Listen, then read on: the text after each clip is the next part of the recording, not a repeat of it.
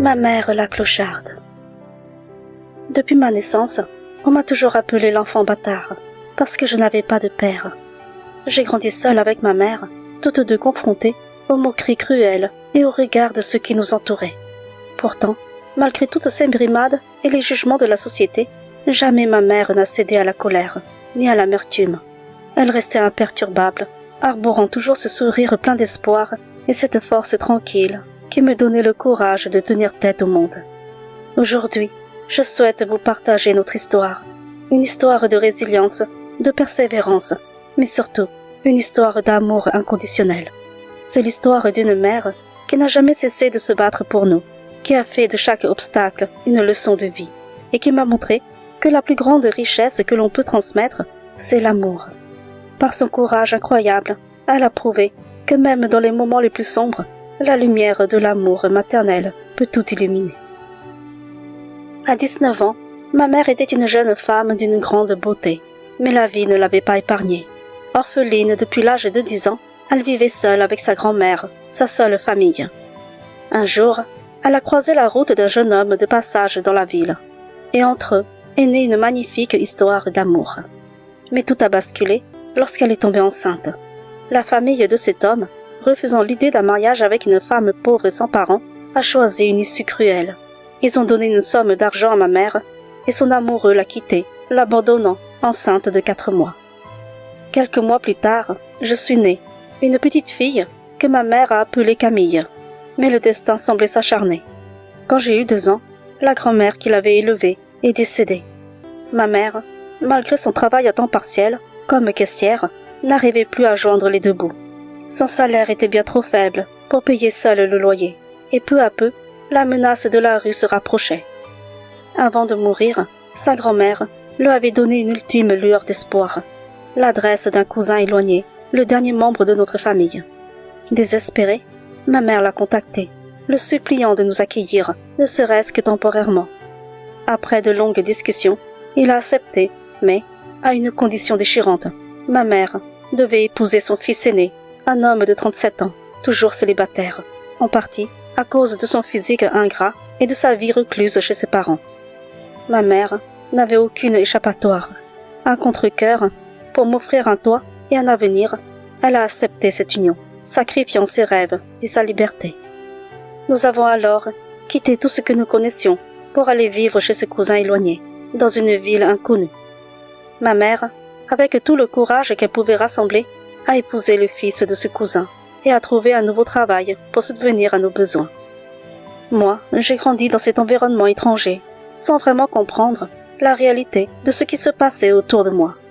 À 5 ans, tout me semblait encore flou, et même si j'étais souvent mise de côté, ma mère était toujours là pour me consoler, me donner l'impression que tout irait bien. Mais dès que j'ai eu 8 ans, les questions ont commencé à envahir mon esprit. Pourquoi tout le monde me regardait de travers? Pourquoi m'appelait-on la bâtarde? Les autres enfants de la famille, sans exception, refusaient de jouer avec moi, et ce mot cruel résonnait sans cesse dans mes oreilles. Comme si cela ne suffisait pas, mon beau-père ne m'aimait pas. Après avoir eu 2 fils avec ma mère, il a commencé à la rejeter, à la rabaisser en l'appelant la clocharde, la méprisant chaque jour un peu plus. Il passait de plus en plus de temps avec une autre femme, sa maîtresse divorcée, tandis que la vie dans cette maison devenait un enfer pour nous. Je ne comprenais pas pourquoi ma mère s'obstinait à rester dans cet environnement où nous étions tous deux si mal aimés. Chaque jour, je voyais son cœur se briser un peu plus, et je ne comprenais pas pourquoi elle supportait l'indifférence et la cruauté de cet homme qui ne la respectait plus. C'était comme si elle portait un fardeau insupportable, mais elle ne laissait jamais tomber. Un jour, alors que je jouais dehors, une scène qui m'était devenue trop familière s'est répétée. Une fois de plus, on est venu me traiter de bâtarde, de fille et de clocharde. Cette fois, les insultes n'ont pas suffi. On m'a frappée. En larmes, je suis rentrée à la maison, le cœur lourd. Comme toujours, ma mère m'a prise dans ses bras pour me consoler. Mais cette fois, quelque chose en moi s'est brisé. Entre 2 sanglots, je lui ai murmuré. « Maman, pourquoi les autres enfants me traitent toujours de bâtarde? Qu'est-ce que ça veut dire ?» Avec sa douceur habituelle, tout en essuyant mes larmes, elle m'a répondu. Ne fais pas attention à leurs paroles, ma chérie. Même si tu n'as pas de papa, je serai ton papa et ta maman. Concentre-toi seulement sur l'école. Travaille bien, et un jour, on ne te traitera plus jamais de cette façon. Mais la douleur était trop forte. Mais maman, pourquoi on ne s'en va pas habiter ailleurs? Personne ne nous aime ici. Je ne veux plus vivre dans cet endroit. Elle m'a regardée avec ce mélange de tristesse et de détermination que je connaissais bien. Puis elle m'a dit, « Camille, fais un effort pour moi s'il te plaît. Supporte encore un peu.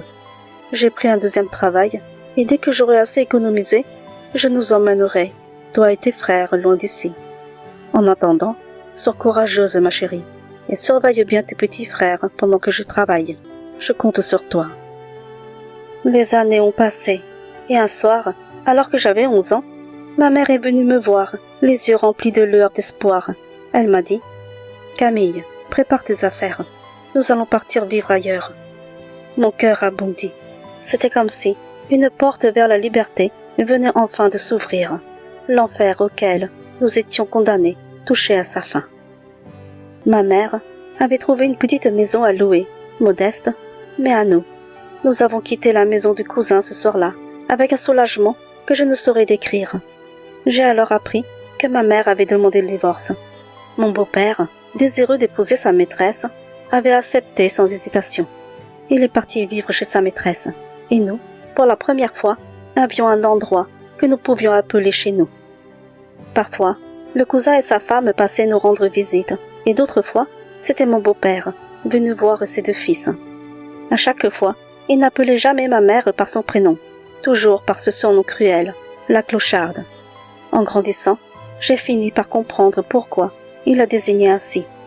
Ma mère était une personne incroyablement économe, une femme qui détestait le gaspillage. Elle voyait de la valeur dans tout ce que d'autres auraient jeté. Rien n'était inutile à ses yeux.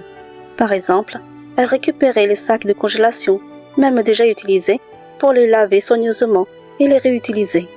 Nos sacs d'école, même lorsqu'ils étaient usés et abîmés, elle les lavait, les recousait avec patience et leur redonnait une seconde vie.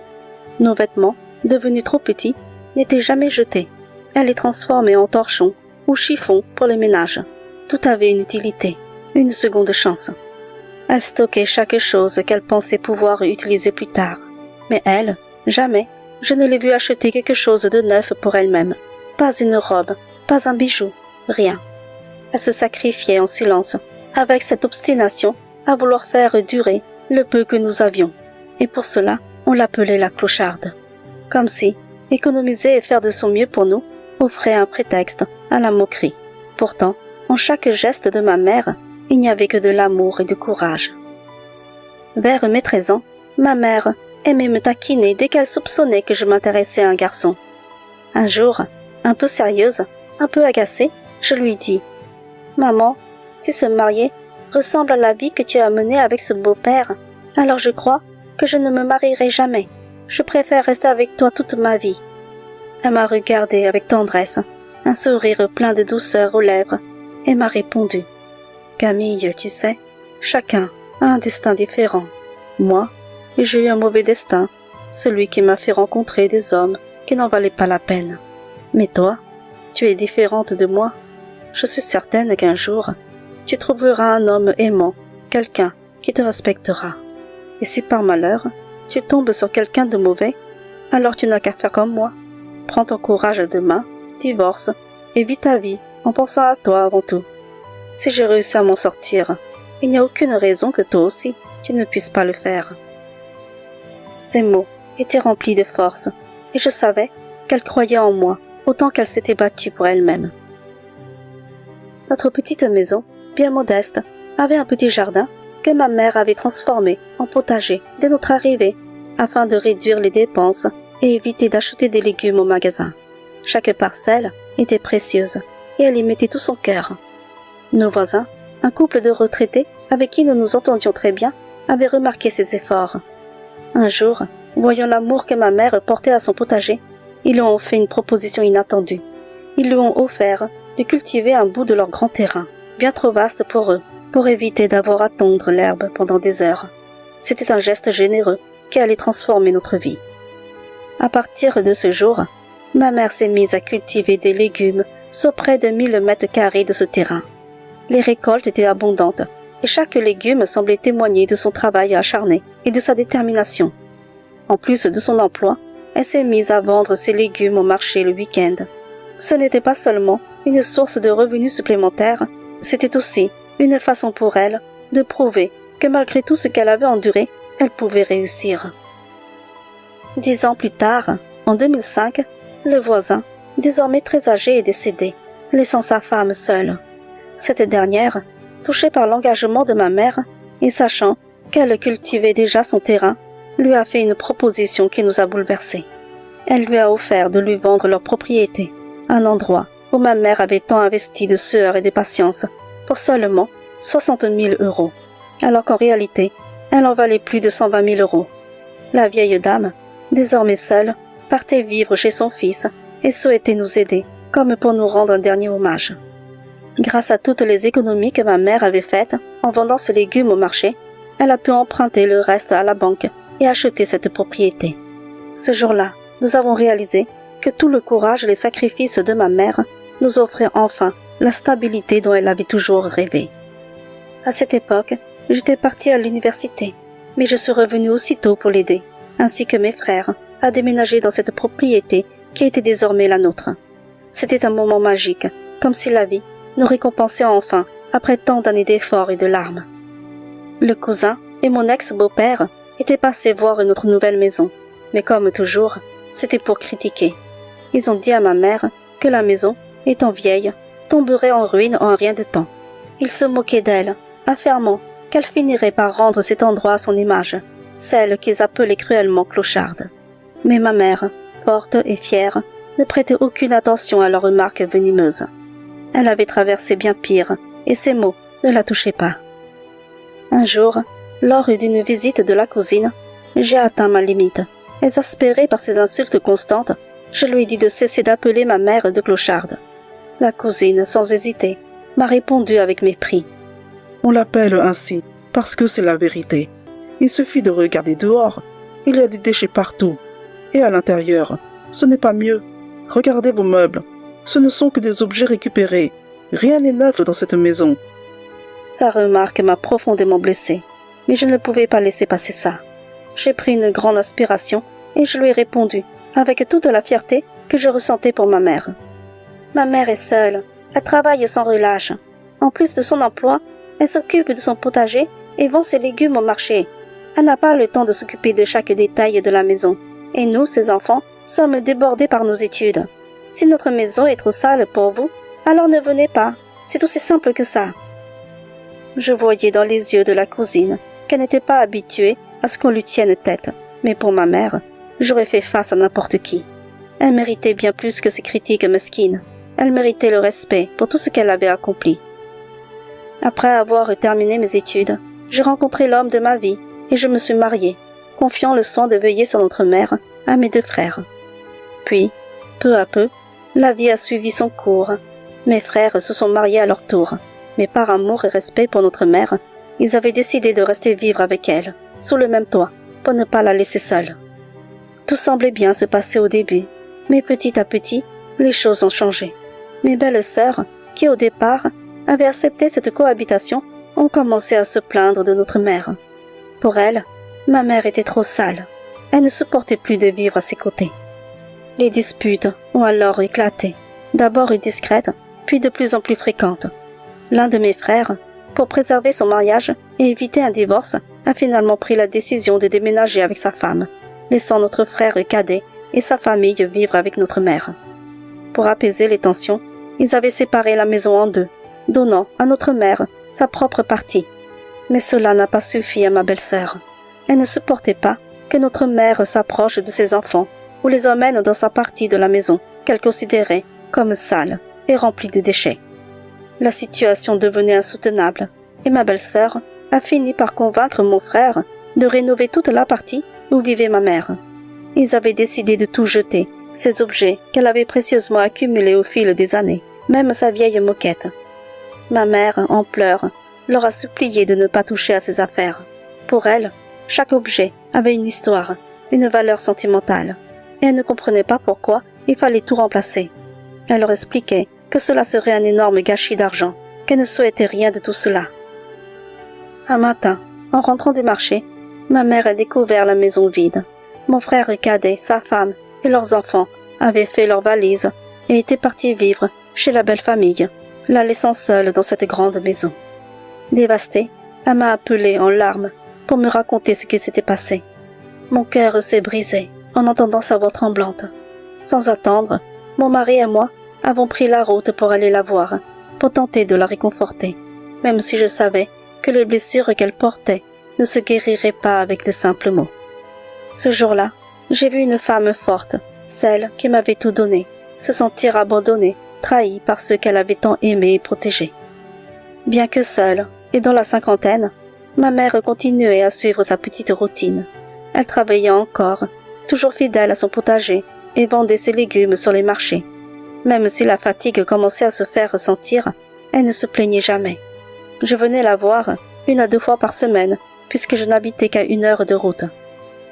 Un jour, lors de l'une de mes visites, elle m'a confié, la voix un peu tremblante, qu'elle se faisait vieille, et elle m'a raconté qu'elle avait appelé mes frères pour leur parler de son héritage, au cas où il lui arriverait quelque chose. Mais leur réponse l'avait profondément blessée. Il lui avait dit que cela ne servait à rien, que sa maison n'avait aucune valeur à leurs yeux, et qu'aucun d'eux n'en voulait. Ces mots avaient laissé une trace amère dans son cœur. Troublée par ce qu'elle m'avait dit, j'ai pris mon téléphone et appelé mes frères. Je leur ai demandé s'ils étaient vraiment sûrs de ne pas vouloir hériter de la maison de notre mère. Leur réponse a été la même, ils n'en voulaient pas. Face à ce rejet, ma mère a décidé de tout mettre à mon nom. J'étais désormais la propriétaire de cette maison, celle qui avait vu tant de moments de vie, de peine, mais aussi de tendresse. Une fois avoir rempli tous les documents de transfert de propriété, ma mère était profondément attristée par l'attitude de mes frères. Alors, pour essayer de la réconforter, je lui ai dit doucement « Maman, ne pleure pas, ne sois pas triste. Même si tes enfants qui ont un père ne savent pas t'aimer, il te reste ton enfant bâtard. Moi, je serai toujours là pour toi, maman. » Les larmes aux yeux, elle m'a pris la main et murmuré « Camille, peut-être que le ciel connaissait mon destin. C'est pour cela qu'il t'a mise dans mon ventre, pour que tu puisses m'aimer quand je serai vieille. Ne dis plus jamais ce mot, ce n'est pas ta faute. C'est moi qui t'ai fait porter ce surnom malgré moi. Mais tu es celle qui m'aime le plus. Je n'ai aucun regret. » Le temps passait, et je voyais les cheveux de ma mère se teinter de gris. Elle avait arrêté de s'occuper de son potager, trop fatiguée, et elle avait cessé de travailler. Mes frères passaient de temps en temps pour la voir, mais mes belles-sœurs et leurs enfants ne venaient jamais. Ma mère n'avait plus que les souvenirs, et elle s'accrochait à chaque bride de leur existence. Pour lui redonner un peu de joie, je lui montrais des photos et des vidéos de ses petits-enfants que mes frères postaient sur les réseaux sociaux. Elle regardait ces images avec des larmes dans les yeux, parfois même en riant face à leurs bêtises dans les vidéos. C'était un mélange de bonheur et de tristesse, car elle les voyait grandir de loin, sans pouvoir les serrer dans ses bras. Cette situation me brisait le cœur. Alors un jour, j'ai appelé mes frères, et je leur ai parlé le cœur lourd. Je leur ai dit de penser à notre mère, qui se sentait seule. Elle rêvait de voir ses petits-enfants depuis des années. Même si leur femme ne voulait pas, c'était leur mère, et ils ne pouvaient pas lui refuser ce bonheur. Touchés par mes paroles, mes frères ont finalement emmené leurs enfants rendre visite à notre mère. Ce jour-là, elle a retrouvé un peu de cette lumière dans ses yeux. C'était comme un baume sur une plaie trop longtemps ouverte. Un jour, ma mère m'a appelée d'une voix calme, presque mystérieuse, pour me parler de la visite inattendue d'un homme. Il était venu pour discuter avec le propriétaire de la maison. Intriguée, je me suis immédiatement rendue chez ma mère. En arrivant, j'ai découvert qu'il s'agissait d'un représentant d'une société immobilière, désireux d'acheter notre propriété pour la somme de 300 000 € dans le but d'y construire un bâtiment. C'était une offre impressionnante, une somme que nous n'aurions jamais pu imaginer obtenir en vendant la maison par nous-mêmes. Après avoir longuement discuté avec ma mère, nous avons décidé d'accepter cette offre. Je lui ai alors proposé de lui acheter une petite maison, un endroit tranquille où elle pourrait vivre ses vieux jours en paix. Mais elle a doucement secoué la tête et m'a dit Camille, je ne veux pas d'une autre maison. Je suis déjà très âgée. Je n'ai plus besoin de tout ça. Trouve-moi juste un petit logement en location. C'est tout ce qu'il me faut. Je préfère que tu gardes cet argent et que tu le partages avec tes frères quand je ne serai plus là. » Sa simplicité et son détachement m'ont touché en plein cœur. Après la vente de la maison, ma mère est venue vivre avec moi, le temps que je lui trouve ce fameux petit logement qu'elle désirait. Pendant cette période, elle m'a demandé de lui louer un coffre de dépôt pour y ranger ses objets de valeur, comme si elle sentait que l'heure des adieux approchait. Lorsque nous sommes allés déposer ses affaires dans le coffre, elle y a glissé un sac contenant ses objets précieux ainsi que des documents. Mais ce qui m'a le plus frappé, c'était un simple CD audio qu'elle a déposé avec soin. Voyant mon regard interrogateur, elle m'a expliqué presque solennellement. « Cet enregistrement est destiné à toi et à tes frères, mais tu ne devras l'écouter qu'après ma mort. » Sur le moment, je n'ai pas vraiment réalisé l'importance de ces mots. Je me suis contentée d'acquiescer, pensant que c'était juste une autre précaution de sa part. Peu de temps après son séjour chez moi, ma mère a commencé à montrer des signes de faiblesse. Inquiète pour sa santé, je lui ai proposé de rester vivre définitivement chez nous, afin que je puisse m'occuper d'elle. Au fil des mois, son état se dégradait. La fatigue la rongeait peu à peu, malgré nos fréquentes visites chez le médecin. Puis, au début de l'année 2024, son état s'est brusquement aggravé. Je l'ai emmené d'urgence à l'hôpital, où les médecins ont confirmé que son cœur était trop faible et nécessitait une opération. Mais ma mère, avec sa douceur habituelle, a refusé l'intervention. Nous avons tenté de la persuader, de lui montrer l'espoir qu'il restait, mais soudainement, elle nous a quittés durant la nuit. Son décès a laissé un vide immense en moi, une douleur si vive que je me sentais perdue. Après les funérailles, je suis allée récupérer le coffre de dépôt de ma mère, et à l'intérieur, parmi les objets précieux qu'elle avait soigneusement gardés, il y avait ce fameux CD audio dont il m'avait parlé. De retour chez moi, j'ai ouvert son sac plastique et découvert 2 chaînes en or identiques avec une note destinée à mes frères. 2 autres chaînes étaient prévues pour mes belles-sœurs. Puis une enveloppe contenant 50 000 € en liquide à partager entre tous ses petits-enfants, ainsi qu'un livret d'épargne de 80 000 €, toutes ses économies. Mais ce n'était pas tout. Ma mère avait également souscrit une assurance vie d'un montant de 150 000 €, dont j'étais la bénéficiaire. En comptant tout, avec les 300 000 € de la vente de la maison, ma mère avait presque 600 000 €. J'étais bouleversée. Quand j'ai enfin pris le temps d'écouter le CD audio, mes larmes ont coulé sans retenue. Malgré tout ce que mes frères et mes belles-sœurs lui avaient fait endurer, elle leur avait pardonné.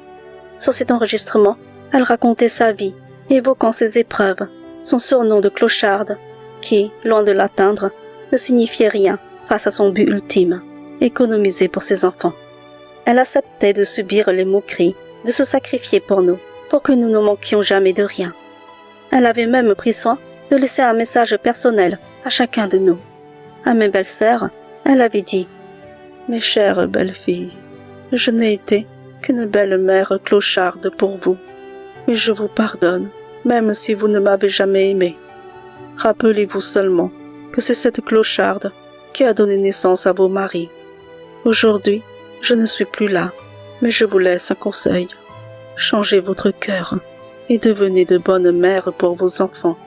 Je vous pardonne. » Le jour de la réunion de famille, mes frères, mes belles-sœurs, ainsi que mes cousins et cousines étaient tous présents.